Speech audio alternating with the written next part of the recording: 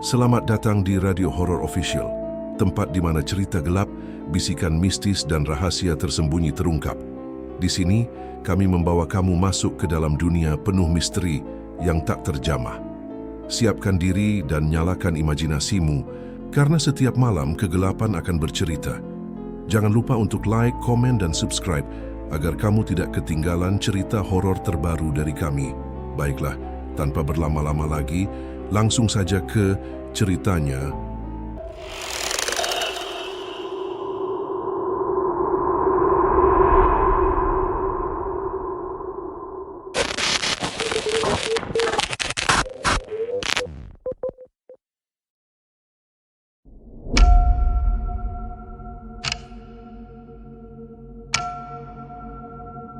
Di sebuah desa tua yang terpencil, berdiri sebuah makam keramat yang diyakini sebagai tempat peristirahatan terakhir seorang tokoh sakti zaman dahulu.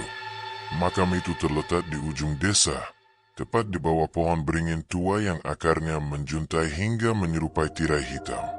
Sejak dahulu kala, warga desa percaya bahwa makam itu bukan sembarang makam. Konon, jasad yang dikuburkan di sana tidak pernah membusuk. Setiap malam Jumat Kliwon, aroma kembang tujuh rupa menyeruak begitu kuat, seakan-akan ada yang baru saja menaburkannya, padahal tak seorang pun berani mendekat setelah senja. Suasana di sekitar makam selalu berbeda. Angin yang bertiup di sana lebih dingin, membuat bulu kuduk berdiri meski cuaca sedang panas. Sesekali terdengar suara samar seperti orang berbisik, atau langkah kaki yang mengitari area makam, padahal tempat itu sepi. Orang-orang tua di desa selalu menasihati, jangan sekali-kali bermain atau lewat dekat makam itu setelah maghrib. Jika berani mengusik, nyawamu taruhannya.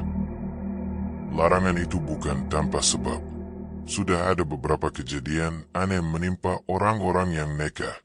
Ada pemuda yang hilang tanpa jejak setelah tertidur di dekat makam. Ada pula seorang perantau yang ditemukan tak bernyawa dengan tubuh membiru setelah mencoba mengungkap nisan. Sejak saat itu, makam keramat menjadi tempat yang ditakuti sekaligus dihormati. Warga memilih menyalakan lampu minyak di kejauhan sebagai tanda penghormatan, namun tidak berani mendekat terlalu dekat. Namun ketenangan itu tidak berlangsung lama. Dari generasi ke generasi, selalu ada yang merasa penasaran.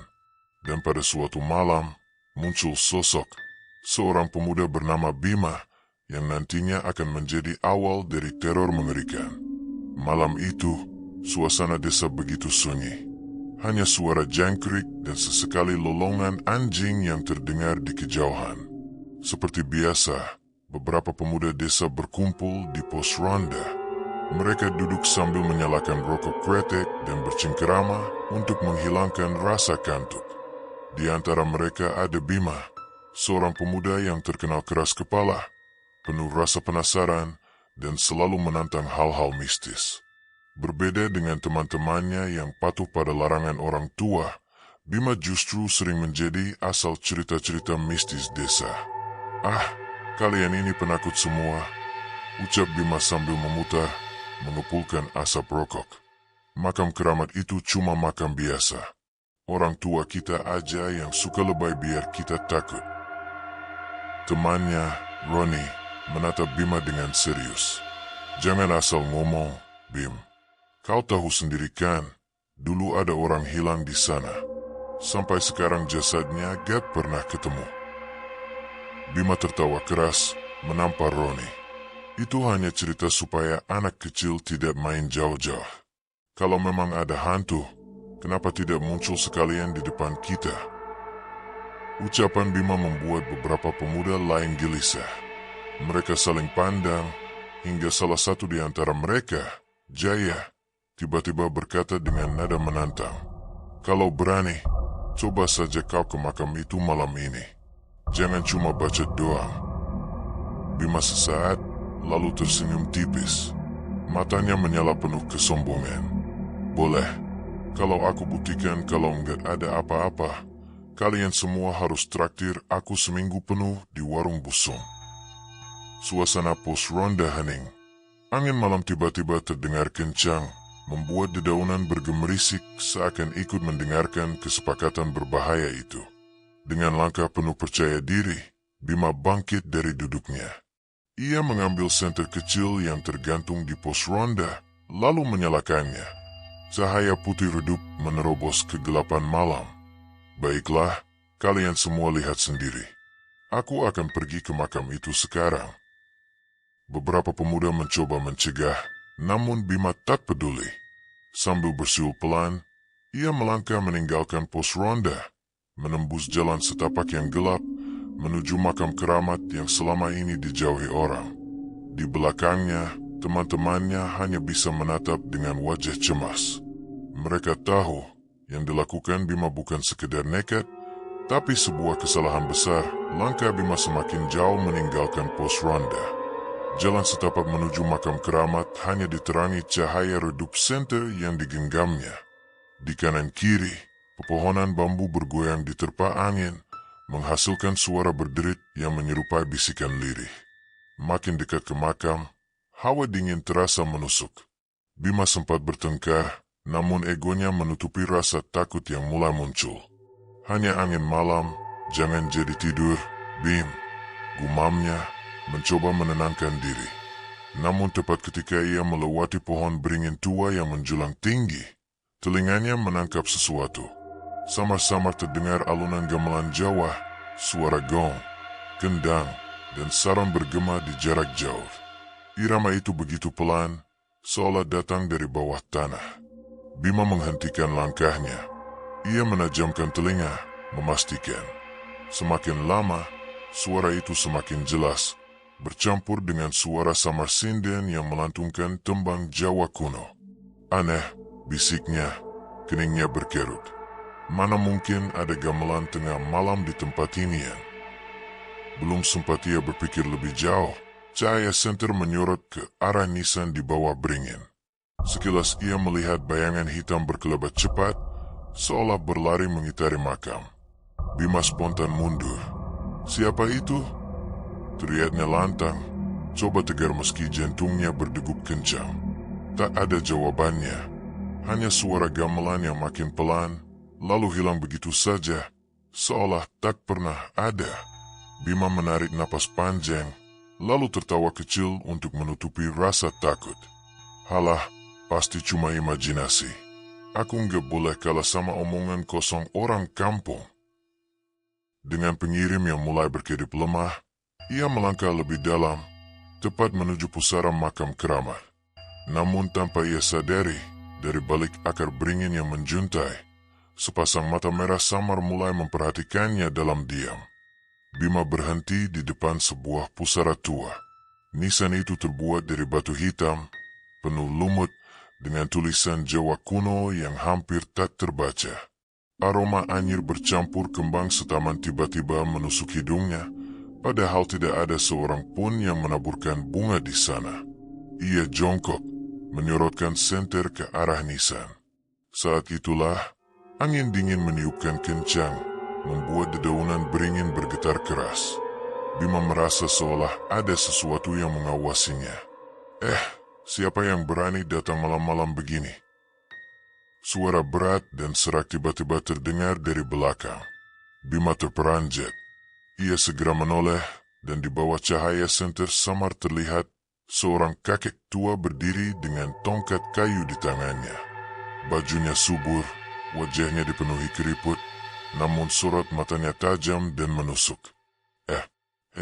Siapa? Bima terbata. Kakek itu memperhatikan lama, lalu berjalan pelan mendekati nisan. Kau anak bodoh, tak tahu tempat. Ini makam keramat, bukan tempat untuk main-main.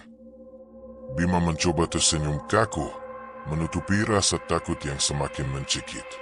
Saya cuma mau lihat saja. Ya, katanya di sini ada jasad yang tidak membusuk. Masa sih?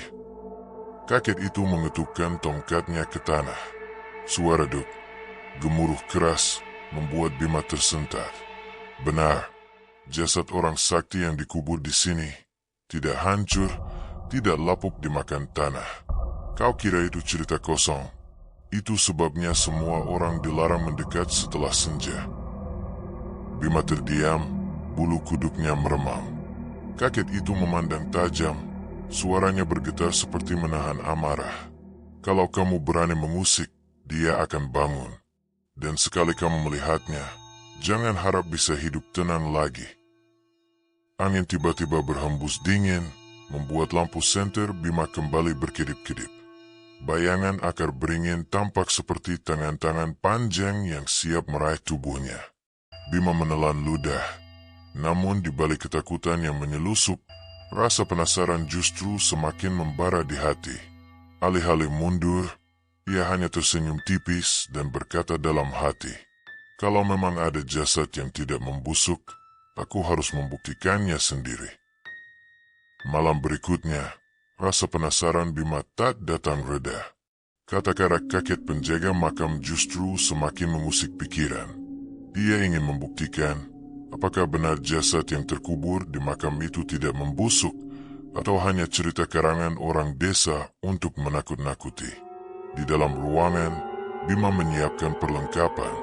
Sebuah senter besar, kamera digital, dan cangkul kecil ia masukkan ke dalam tas.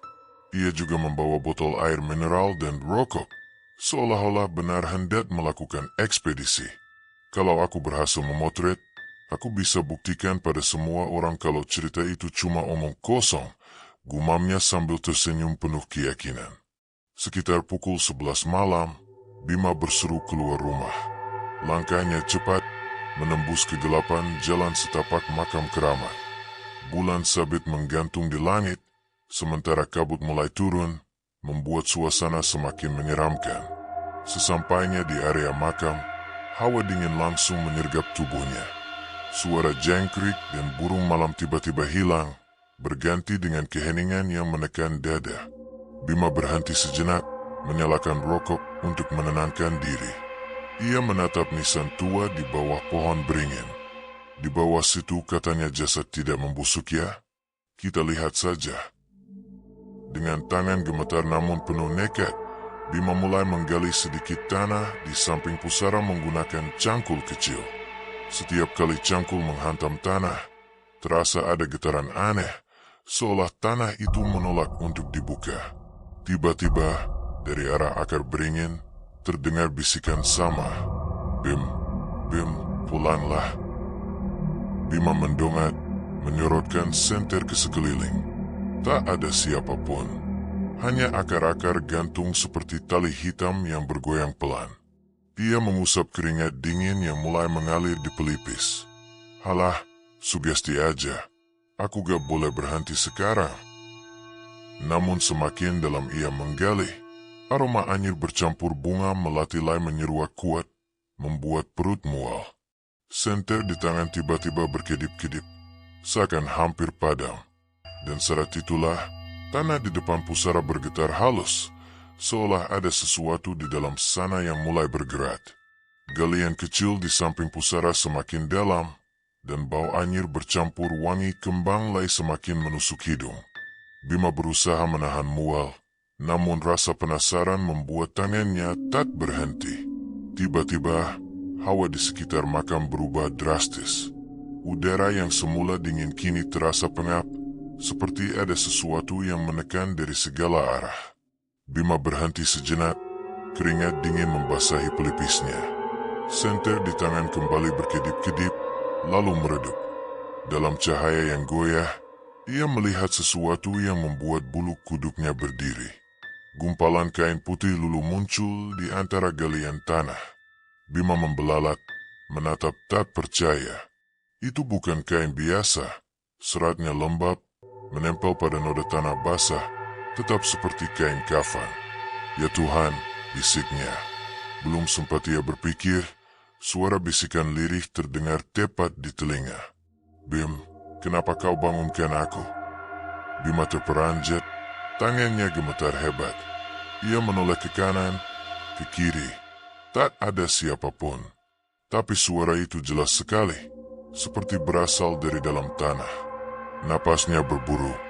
Ia ingin lari, namun kakinya seperti bersandar di tempatnya. Dari dalam liang galian, terdengar suara berderat, seperti tulang yang saling bergesekan.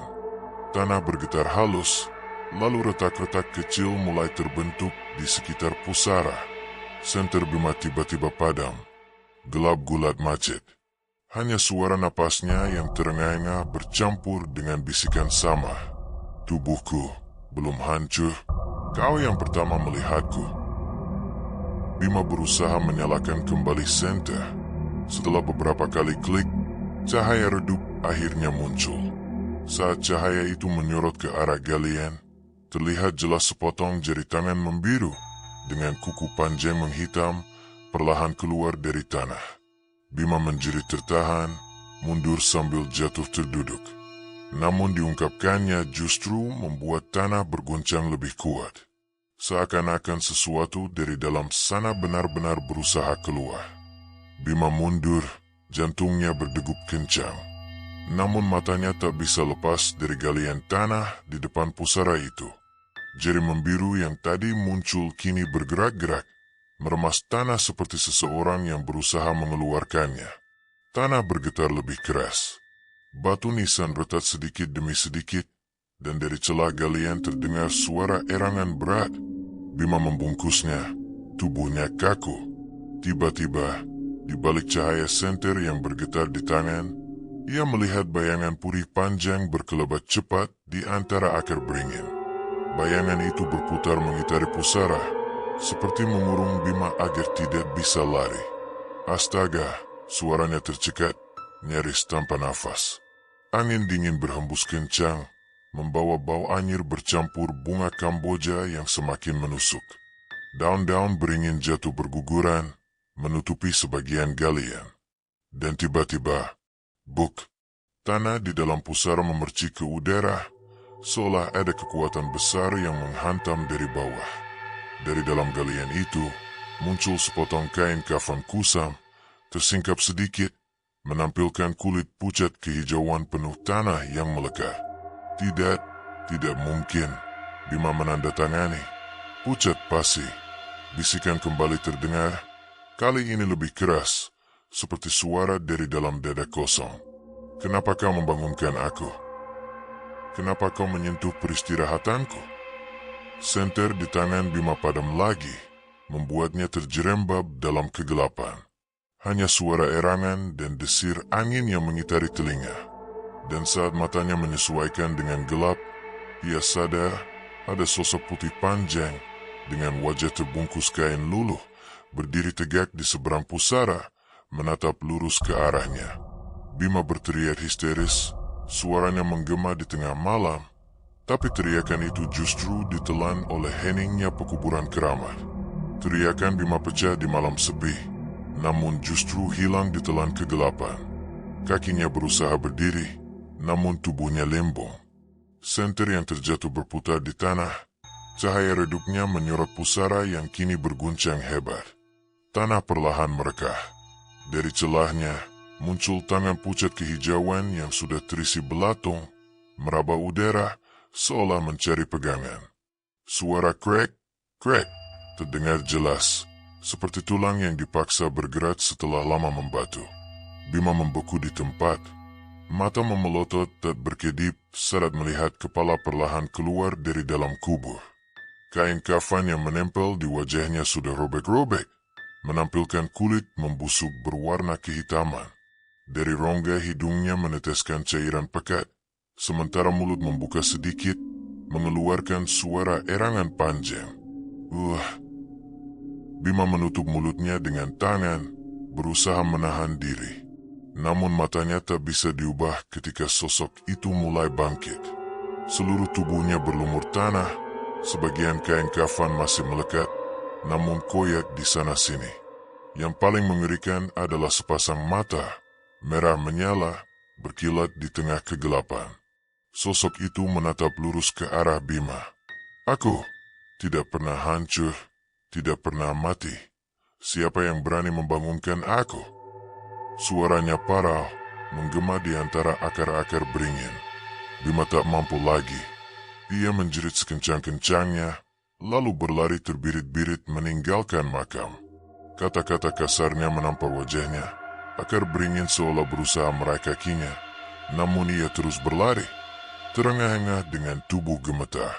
Namun meski sudah jauh meninggalkan pusara, Bima masih mendengar suara langkah berat yang menyeret tanah, mengikuti dari belakang. Sejak malam ia lari dari makam keramat, hidup Bima tak lagi sama. Wajahnya pucat, matanya cekung, tubuhnya lemah seolah tenaganya disedot habis. Malam pertama setelah kejadian itu, Bima bermimpi buruk. Ia melihat dirinya kembali berdiri di depan pusara keramat, sementara tanah di sekitarnya penuh dengan tangan-tangan yang memegang kakinya, menariknya perlahan masuk ke dalam liang lahat. Dari dalam kegelapan, sosok jasad berlumur tanah menatap dengan mata merah, lalu berbisik, "Kau sudah kupilih."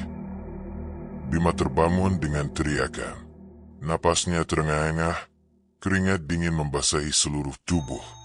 Namun ketakutan bertambah ketika ia sadar kakinya benar-benar kotor oleh tanah basah, tetap seperti yang ada di mimpi. Hari-hari berikutnya, teror semakin nyata. Di dalam ruangan, bunga melati lai tiba-tiba muncul di atas bantal.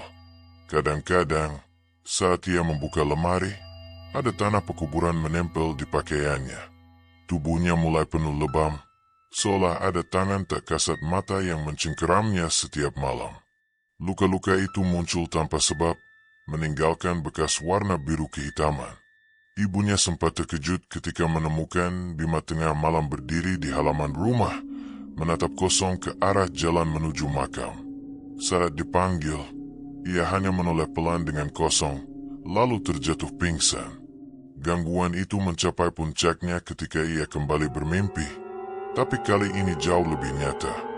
Ia melihat dirinya terbaring di dalam liang lahat, dibungkus kain kafan, sementara sesosok jasad keramat berdiri di atasnya, sambil berbisik lirih, "Kau milikku, nyawamu pengganti tidurku." Bima terbangun dengan berteriak panjang. Namun kali ini bukan hanya mimpi. Di dalam ruangan, tepat di samping tempat tidur, ada jejak tanah basah berbentuk kaki telanjang yang mengarah ke arah kasurnya.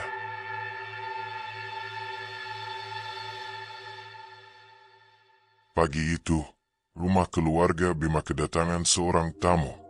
Seorang kakek tua dengan tongkat kayu berdiri di depan pintu. Orang yang sama yang pernah memperingatkan Bima di makam keramat. Wajahnya terlihat lebih serius. Sorot matanya tajam namun penuh hibah. Ibunya yang membuka pintu tampak bingung. "Eyang, ada perlu apa datang sepagi ini?" tanyanya sopan. Kakek itu tidak langsung menjawab. Ia melangkah masuk, menatap sekeliling rumah, lalu menghela napas panjang.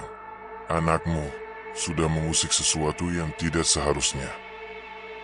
Saat itu, Bima keluar dari kamarnya dengan langkah gontai. Wajahnya pucat, matanya merah karena kurang tidur, dan dicerminkan terlihat bekas lebam hitam seperti dicekik. Kakek itu mendekat, menatap lurus ke wajah Bima. "Sejak malam kau bongkar pusara itu, jasad keramat sudah menempel pada jiwamu. Dia tidak akan berhenti sampai kau ikut bersamanya." Bima menggigil, bergetar hebat. Apa yang harus aku lakukan? "Ya, tolong aku." Suaranya serak, penuh ketakutan. Kakek itu mengetukkan tongkatnya ke lantai. Suaranya berat. "Hanya ada satu cara. Kau harus kembali ke makam, membawa sesajen, dan meminta maaf dengan hati sungguh-sungguh. Kalau tidak, kutukan itu akan menelanmu perlahan." Ibunya menutup mulut, menahan tangis. "Astaga, anakku."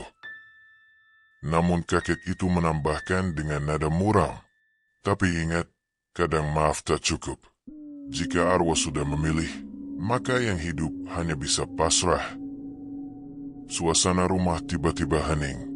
Bima menunduk, wajahnya penuh putus asa. Namun jauh di lubuk hatinya, ada rasa takut yang bercampur penyesalan, meski ia belum tahu. Penyesalan itu mungkin sudah terlambat. Malam Jumat Kliwon, sesuai saran kakek penjaga makam, Bima memberanikan diri kembali ke pusara keramat. Dengan tubuh gemetar, dia membawa sesajen, kembang 7 rupa, sebatang rokok kretek, air kendi, dan sebagian kain putih. Ibunya hanya bisa menangis, berdoa dari dalam rumah. Beberapa pemuda yang dulu menantang Bima tidak berani ikut. Mereka takut menjadi korban. Akhirnya, Bima berangkat sendirian, ditemani kabut malam yang semakin pekat. Saat tiba di makam, suasana terasa jauh lebih mencekam dibandingkan sebelumnya. Pohon beringin tua bergoyang meski angin nyaris tak bertiup. Udara dipenuhi aroma melati yang sangat menyengat, seolah ribuan bunga baru saja ditebarkan di sekitar pusara. Dengan tangan gemetar, Bima meletakkan sesajen di atas nisan. Ia berlutut, menundukkan kepala, lalu mengucapkan lirih, suara parah, "Maafkan aku tidak bermaksud mengganggu. Tolong, lepaskan aku dari kudukan ini." Hening, tak ada jawabannya. Hanya suara detak jantung Bima sendiri yang terdengar keras di telinga. Namun tiba-tiba, hujan deras turun seketika, disertai petir menyambar tepat di belakang pohon beringin. Cahaya kilat menyinari sekeliling makam, dan di balik cahaya itu, Bima melihatnya. Sosok jasad keramat berdiri tegak di atas pusara. Tubuhnya masih berbalut kain kafan robek, matanya merah menyala menusuk jiwa. Dari mulut yang menghitam, terdengar suara parau menggema. "Sesajenmu tidak cukup, darahmu sebaliknya." Bima menjerit ketakutan, berusaha berlari. Namun akar beringin tiba-tiba merambat, melilitkan kakinya erat-erat, menariknya kembali ke dekat pusara. Hujan makin deras, tanah becek menelan tubuhnya perlahan. Petir kembali menyambar, mencetak wajah jasad keramat yang kini sudah berdiri tepat di hadapan Bima. Uap dingin keluar dari tubuhnya, dan tangan yang membiru terulur ke arah leher Bima. "Nyawamu milikku." Bima menjerit panjang, namun suaranya tenggelam dalam deru hujan malam itu. Pagi harinya, warga desa heboh mendengar kabar. Seorang petani yang hendak berangkat ke sawah melihat sesuatu yang mengerikan di area makam keramat. Orang-orang segera datangan. Mereka menemukan jasad Bima muncul di atas pusara keramat dengan kondisi mengenaskan. Separuh tubuhnya sudah tertanam di tanah, seolah diseret masuk paksa ke dalam liang. Wajahnya pucat membiru, matanya terbuka lebar menatap kosong ke langit. Anehnya, wajah itu tertutup penuh oleh kelopak bunga melati yang basah oleh embun. Suasana jadi hening mencekam. Tak seorang pun berani mendekat terlalu dekat. Beberapa warga hanya membaca doa dari jauh, sementara yang lain buru-buru memanggil kiai kampung. Ketika kiai datang, ia langsung memeriksa jasad Bima.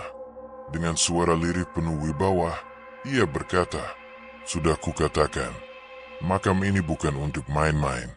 Yang tidur di sini bukan sekadar jasad biasa. Dia menjaga rahasia besar, dan siapapun yang mengusik akan mendapat balasan." Ibu Bima pingsan di tempat, tangisnya pecah begitu melihat anaknya terbujur kaku.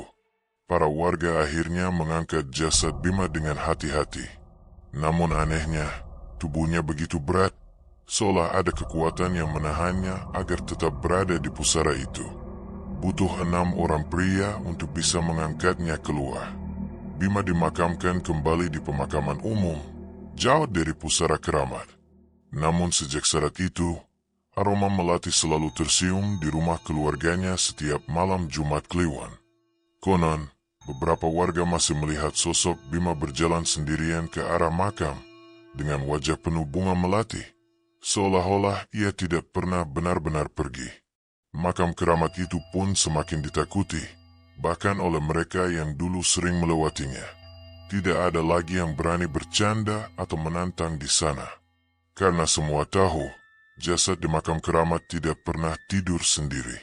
Malam itu, teror berakhir dengan jasad Bima ditemukan di pusara keramat. Separuh tubuhnya tertanam di tanah, wajahnya tertutup kelopak melati basah, bagaikan alam gaib sendiri yang merenggut nyawanya. Warga gemetar ketakutan, tak seorang pun berani mendekat, hingga akhirnya kiai berkata, Jangan pernah main-main dengan makam ini. Jasad di sini bukan manusia biasa, dan siapapun yang mengusik akan menjadi tumbalnya. Bima pun dimakamkan ulang di tempat lain, namun sampai hari ini aroma melati masih sering tercium setiap malam Jumat Kliwon. Konon, ada yang melihat sosoknya berjalan sendirian menuju pusara itu. Wajahnya pucat, penuh bunga melati, seolah-olah ia tidak pernah benar-benar pergi. Makam keramat itu kini sunyi dan ditakuti, karena semua orang tahu jasad di makam keramat tidak pernah tidur sendiri.